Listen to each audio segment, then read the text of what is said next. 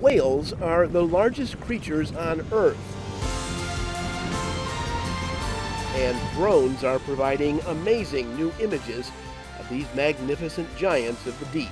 So again, just lots of different applications for these airframes, depending on what payload that you want to be able to put on them. And in the case of big whales, we can collect their exhalate, or their snot. It turns out whale snot provides a lot of information. And so I have kids, and everyone knows that when your kids are snotty, there's something going on. And you can learn a lot about your kids, by looking at that. And so it's the same thing for whales. We can equip the drones with a collection system, a plate on the top, and actually fly that into the blow of a whale when it exhales, and collect that material and then bring it back and analyze it. And that lets us, that opens up a whole new world for understanding what's going on inside the whale. We're able to understand a little bit about its microbiome, so the things that are living inside its respiratory tract. And we can also extract hormones from that, and look at things like whether or not if it was a female, whether or not she was pregnant. The Duke Marine Lab's drone team is taking to the skies above to study the seas and the coastline below.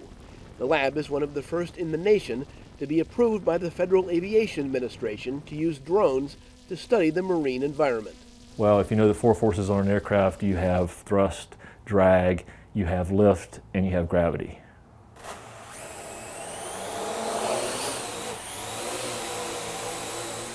Everett Newton, a retired Air Force colonel, is part of the lab's drone team. So Frank, as you see, and this will be displayed on the smartboard. Okay. You kind of see the forces that are in effect here, both in standard units. So what are my forces now? Okay, well right now, because it's stable, it means that lift is equal to gravity. The lab has 10 different drones, each with a specific mission.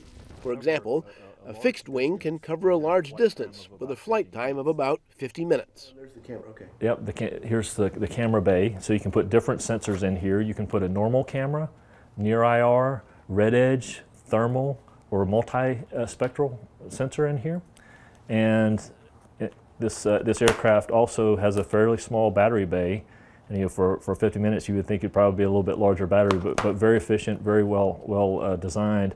Data link antenna that talks back and forth to your computer, so you know exactly what it's doing the whole time, or you can tell it to alter its profile if you need to, and just an airspeed indicator. But if you need to hover, then you would probably use something like a multi-copter. And in this case, this is one that we used under permit to survey right whales off the coast of Florida. And having the ability to monitor non-intrusively from the air is very powerful. Researchers are testing different combinations of drones, cameras, and software to capture the right type of image for a project at the right price. Drones are able to provide research platforms at a low cost and at virtually a moment's notice.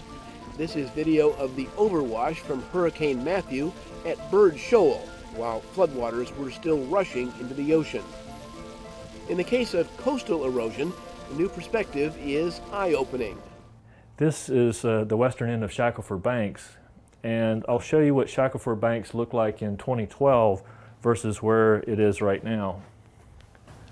If you look on a time scale, I'll take you back to 2012. So you can see where that place mark is. And the way it has retreated since 2012 is roughly 800 meters. Drones have also been used to study whether populations of protected marine species are recovering or declining. But in this case, we were asked to go up to Muskeget Island, which is between Nantucket and Martha's Vineyard in Massachusetts, and NOAA wanted to know how many gray seals there were. So, Frank, we flew 5 sorties. We stitched it all together. The stitching doesn't take very long, and all of a sudden you start to pick up gray seals. Still images are compiled into an orthomosaic creating one large image by overlapping multiple, smaller images.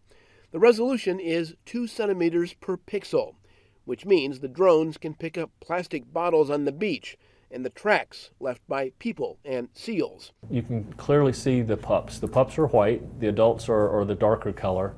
Really powerful orthomosaics here, being able to see the gray seal pups and to count them, because nobody really knows how many gray seals there are. They know the gray seals are in recovery right now. Compared to how we would have traditionally measured them or assessed animals with manned aircraft, our influence is much lower because we're using a tool that's quieter and less visible and less noxious to them.